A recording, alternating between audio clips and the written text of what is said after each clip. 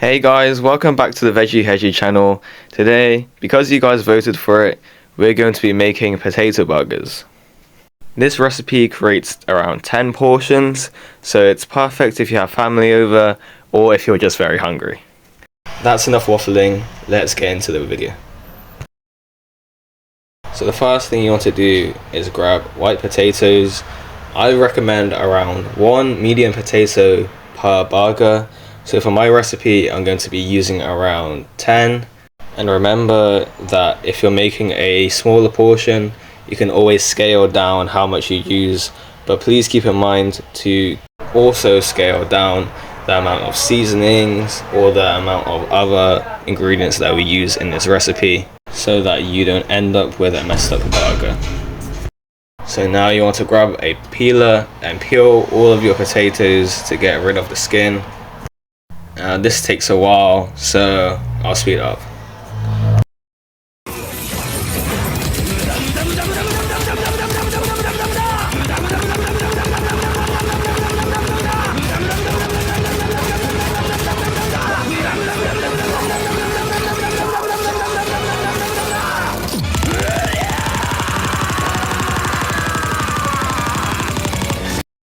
Now with your leftover peels, you can use it to make vegetable stock by washing it and boiling it in some water along with other vegetable scraps to make a soup or to use in a different recipe.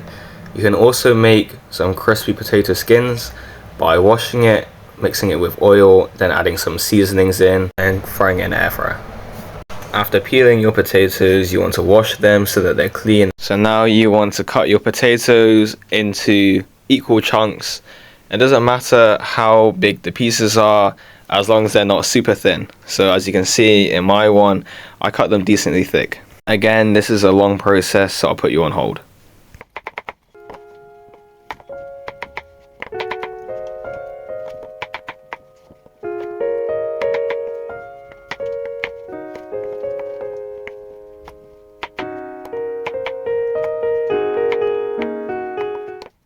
Grab yourself a large pot and fill it up with your chopped potatoes. And drown your potatoes in some H2O.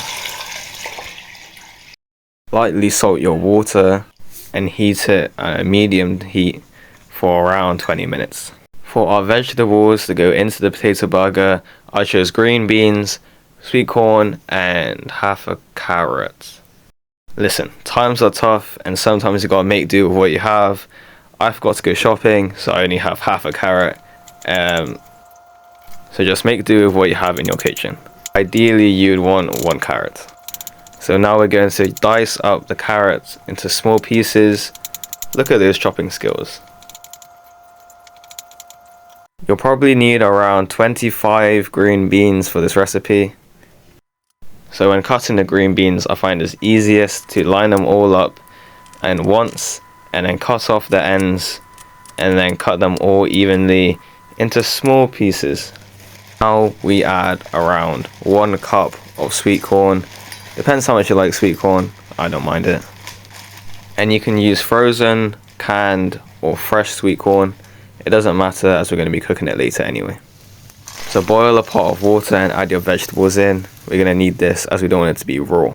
By now your potatoes should have been done cooking, so we're going to take it off the heat and we're going to test if it's fork tender. So the way you want to do that is just poke it with a fork and see if it breaks apart on impact like this, so that you know that it's ready. So now we're going to grab a large bowl enough to hold all of the ingredients in, and we're going to add in our boiled chopped potatoes in there.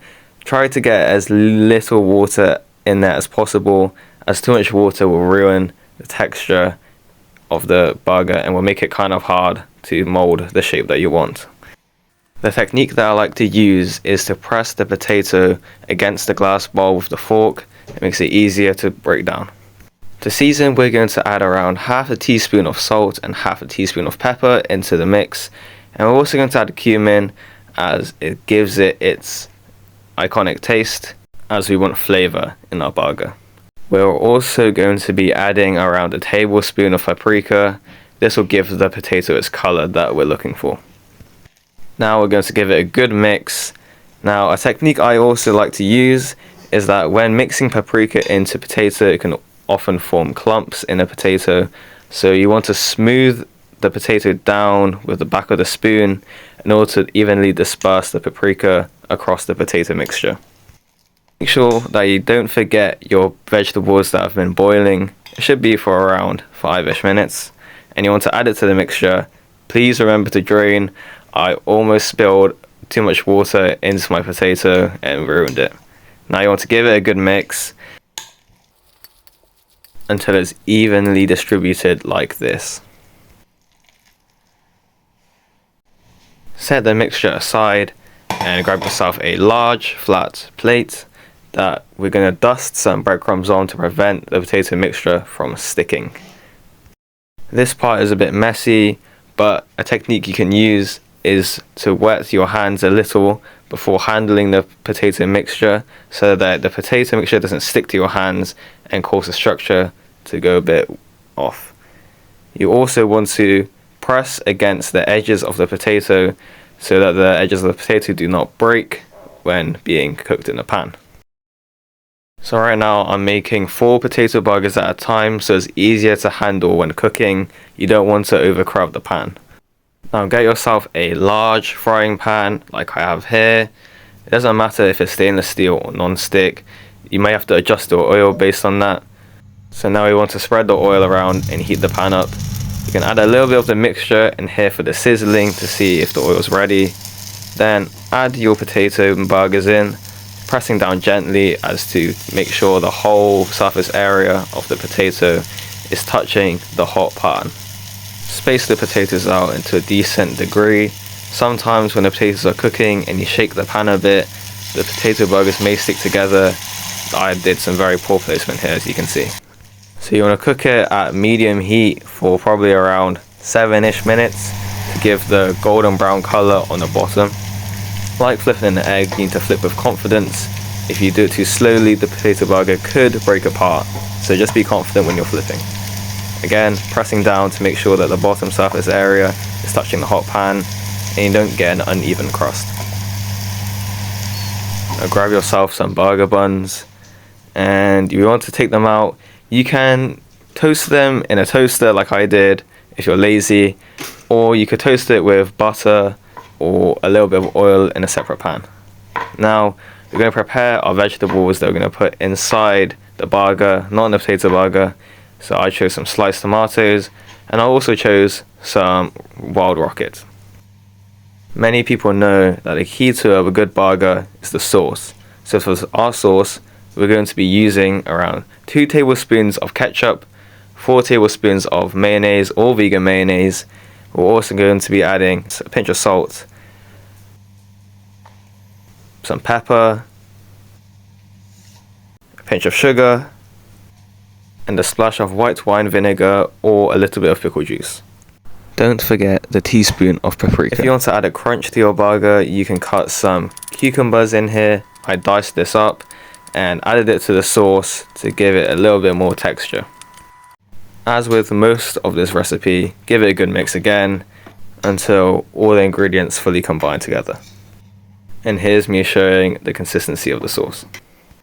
Now is the moment that everyone's been waiting for, the assembly of the burger. So we want to grab our toasted buns and we want to spread a generous amount of our sauce onto the buns. Don't be scared. The potato burger is usually quite dry, so if you just add some sauce, it will definitely improve the burger. We're going to go in with our wild rocket here. And we're also going to top it off with 3 of our sliced tomatoes.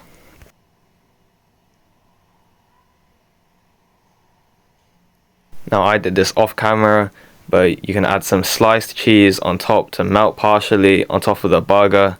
Then add a little bit more sauce. A little sauce can't hurt. Now finally, you want to crown the burger with the top of the bun. Look at that burger. That burger looks like it's straight out of SpongeBob. It looks like the Krabby Patty. Even Plankton would want to steal this recipe as well. Make me a Krabby Patty! If this burger could walk, it would be a model in a runway.